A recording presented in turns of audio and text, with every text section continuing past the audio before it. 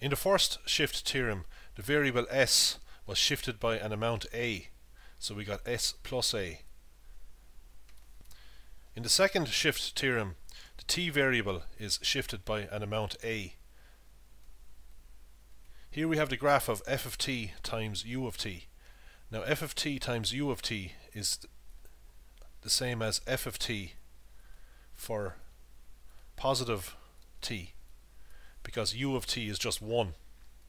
U of t is equal to 1. Let's suppose that this is u of t and this is 1 here. So we're just multiplying 1 by f of t to get f of t.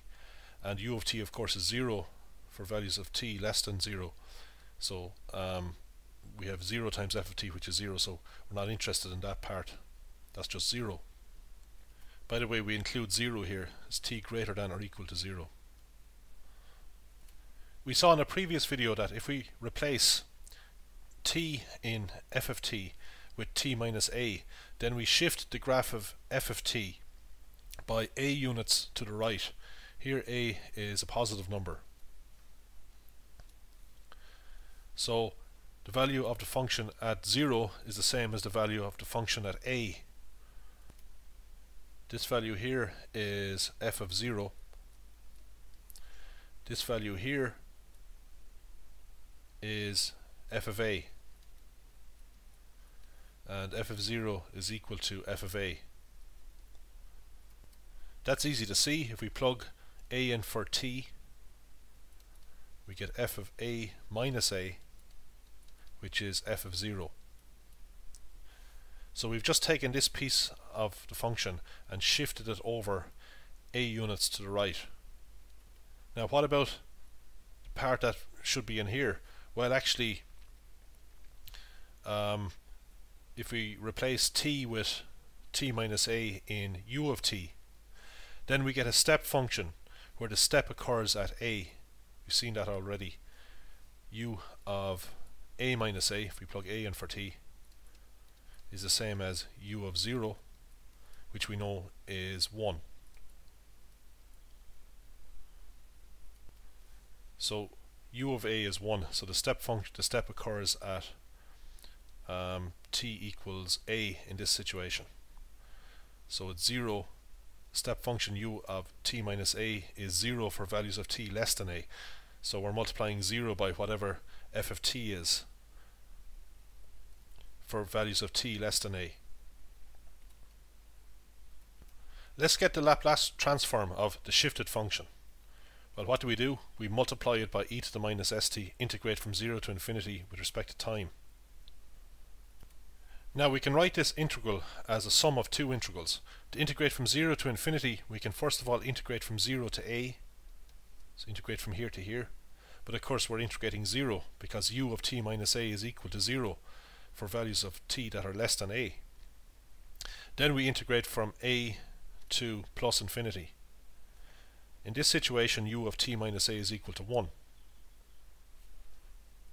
So we have the sum of these two integrals. Well, this integral up here is just 0.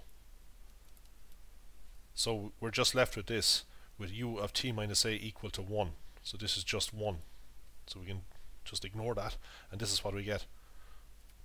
Now we can change this integral so we can bring in the Laplace transform of a different function if we can somehow change the lower limit to 0.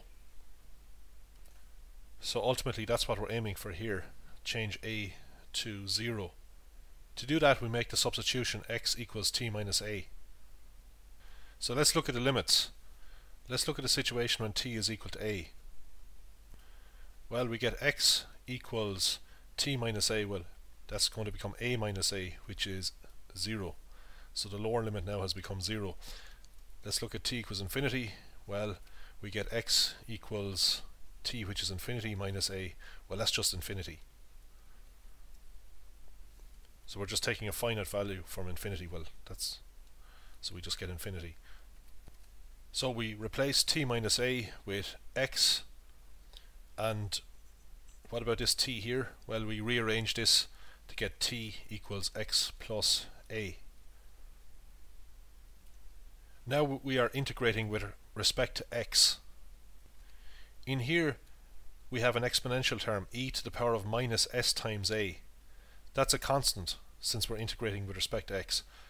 So this is e to the minus sa times e to the minus s times x. So we can pull out the e to the minus sa, it doesn't involve x.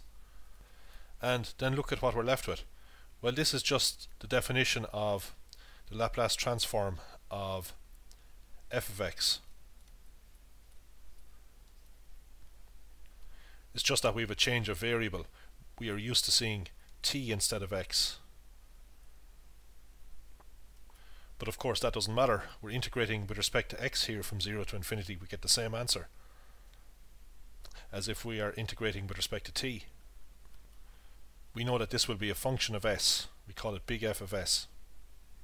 So finally we now have that L of f of t minus a times u of t minus a is e to the power of minus sa multiplied by the Laplace transform of f of x, which is big F of s. We can turn that statement around to consider the inverse transform of e to the minus sa times f of s. So we're just turning this around. We're getting the inverse transform of the right hand side here, and that equals f of t minus a times u of t minus a. That's what we have here.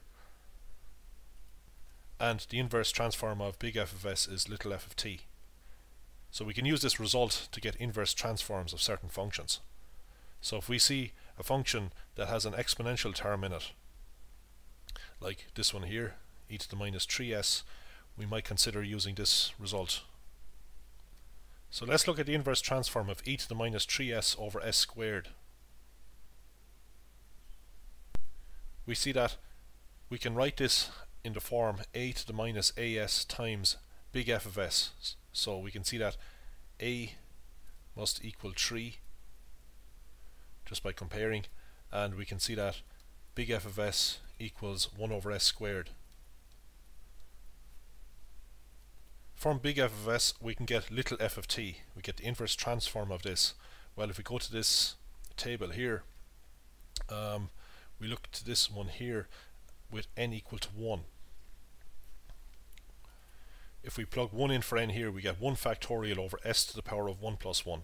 Well, that's just 1 over s squared.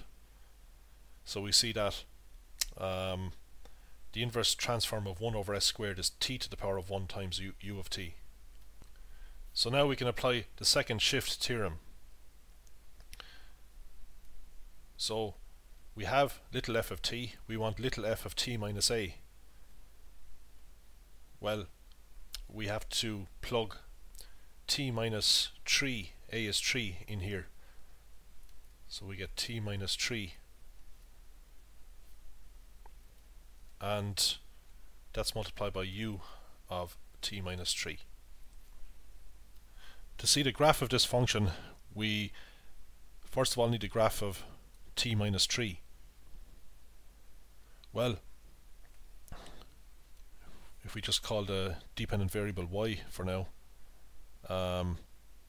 y equals t minus 3, so the coefficient of t is the slope of the line, so the slope is 1, and the intercept is minus 3. This is the value we get when t is 0. T is 0, y equals minus 3. So the line cuts the vertical axis at minus 3. And its slope is 1, so it makes an angle of 45 degrees with the positive t-axis. The tan of 45 is 1. However, we are multiplying the graph of t minus 3 by u of t minus 3. U of t minus 3 is a unit step function where the step occurs at t equals 3. So it's 1 for values of t greater than 3, and it's 0 for values of t less than 3. So we're multiplying 0 by this part of the function t minus 3, so we get 0. So the line t minus 3 gets cut off at 3, so we only see this bit here.